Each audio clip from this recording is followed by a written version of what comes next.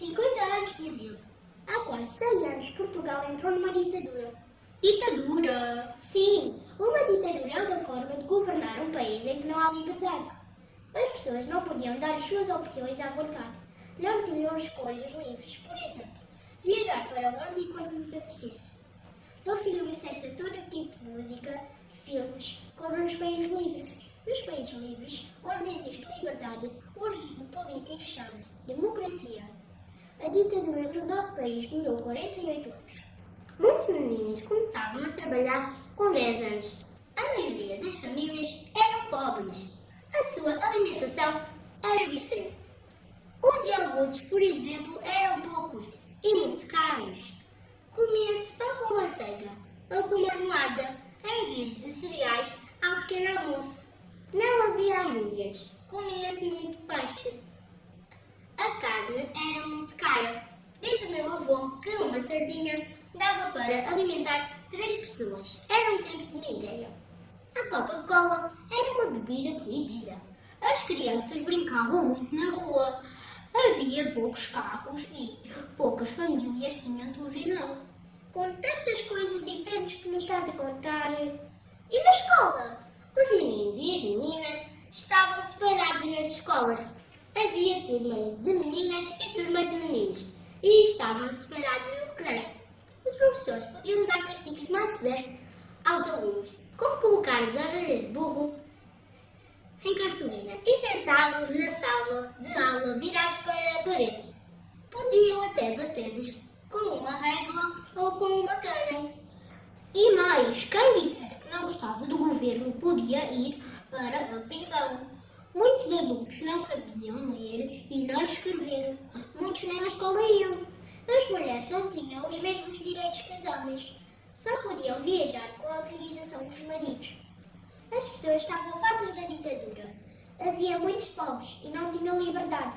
O governo estava numa guerra contra Angola, Moçambique e Guiné-Bissau. Nesta guerra morreram 9.000 soldados portugueses. Muitos regressaram feridos e traumatizados. E não puderam trabalhar mais. Assim, os militares portugueses, comandados pelo capitão Salgueiro Maia, decidiram fazer um golpe de Estado, deitar o governo abaixo. Foi a Rádio Renascença que passou as duas senhas.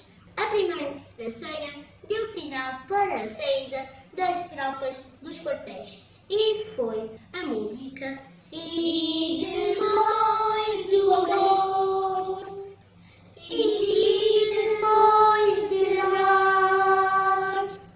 A segunda senha foi o sinal que tudo estava a passar como planeado. E foi ao som da música Grande La Vila Bonita, terra da fraternidade. Escolheram o dia 25 de abril de 1964 para a Revolução e ficou conhecida a Revolução dos Cravos. Quando há uma revolução, há violência e muitas pessoas acabam feridas ou mortas. Mas a revolução do 25 de abril foi diferente. As pessoas nas ruas começaram a oferecer cravos aos militares. Estes, como não pretendiam disparar as armas, puseram-nas nos canos das armas assim. As armas tornaram-se uma espécie de jarras de flores. Por isso, em vez de as pessoas terem de fugir das balas, admiraram os cravos que marchavam com os soldados.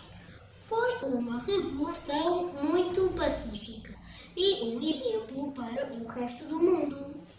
A partir desta data, as pessoas voltaram a ter liberdade de darem a sua opinião à vontade e sem receio.